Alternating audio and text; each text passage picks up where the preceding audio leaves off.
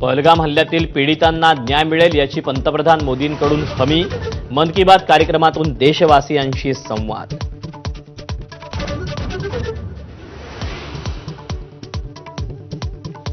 अरबी समुद्रात भारतीय नौदलाकडून जोरदार युद्ध सराव. क्षेपणास्त्रभेदी यंत्रणेच्या चाचण्या. पाकिस्तानची उडाली भंबेरी.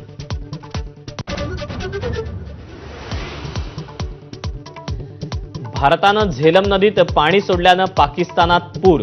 मुझफ्फराबादमधला मोठा परिसर पाण्याखाली.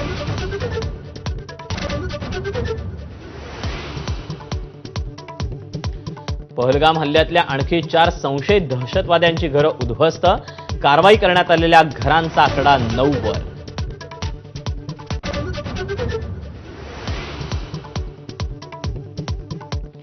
भारताच्या अल्टिमेटम नंतर पाकिस्तानी नागरिकांकडून भारत सोडायला सुरुवात.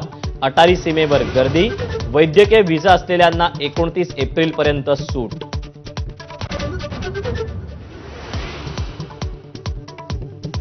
पाकिस्तानचा महाराष्ट्रात आलेला एकही नागरिक बेपत्ता नाही. मुख्यमंत्री देवेंद्र फडणवीसांचं स्पष्टीकरण. संध्याकाळपर्यंत सर्व पाकिस्तानी भारताबाहेर जातील. फडणवीसांना विश्वास.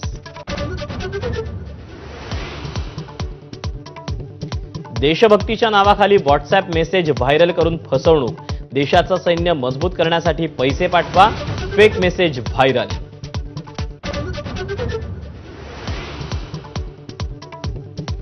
पाकिस्तानचं पाणी बंद केल्यास युद्धासाठी तयार रहा. भारतासाठी 130 अण्वस्त्र तयार ठेवलीत. पाकिस्तानी रेल्वे मंत्र्यांची दरपोक्ती.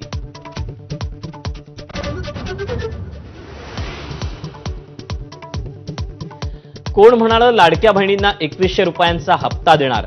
अन्न आणि औषध प्रशासन मंत्री नरहरी झिरवळांचं भोवया उंचावणारं वक्तव्य. महायुतीच्याच आश्वासनाचा झिरवळांना विसर.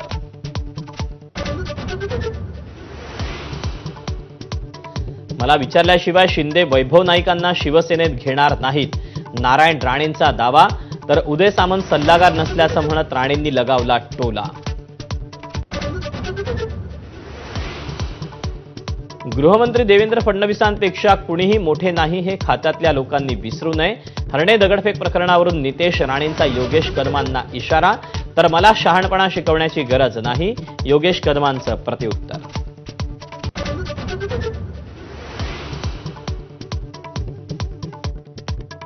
उपमुख्यमंत्री अजित पवारांच्या संगमेश्वर दौऱ्यादरम्यान मधमाशांचा हल्ला.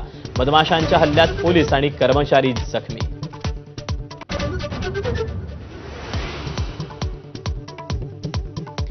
जळगावात ऑनर किलिंगची घटना. चोपड्यात प्रेमविवाह केल्याच्या रागातून वडिलांचा मुलगी आणि जावयावर गोळीबार. मुलीचा मृत्यू तर जावई गंभीर जखमी. Headlines brought to you by Chitale Bandhu. 10च्या बातमीपत्रामध्ये आपल्या सगळ्यांचं पुन्हा एकदा स्वागत. वळूयात इतर काही महत्त्वाच्या घडामोडींकडे. लाडकी बहीण. गेल्या विधानसभा निवडणुकीत महायुतीला एक हाती सत्ता मिळवून देणारी ही योजना. या योजनेच्या माध्यमातून राज्यातील महिलांना दरमहा 1500 रुपये मिळतात. पण हेच 1500 रुपये वाढवून 2100 रुपये करणार असं आश्वासन महायुतीच्या जाहीरनाम्यातून देण्यात आलेलं होतं. पण आता याच आश्वासनाचा महायुतीतल्या नेत्यांनाच विसर पडलाय का असा प्रश्न उपस्थित होतोय.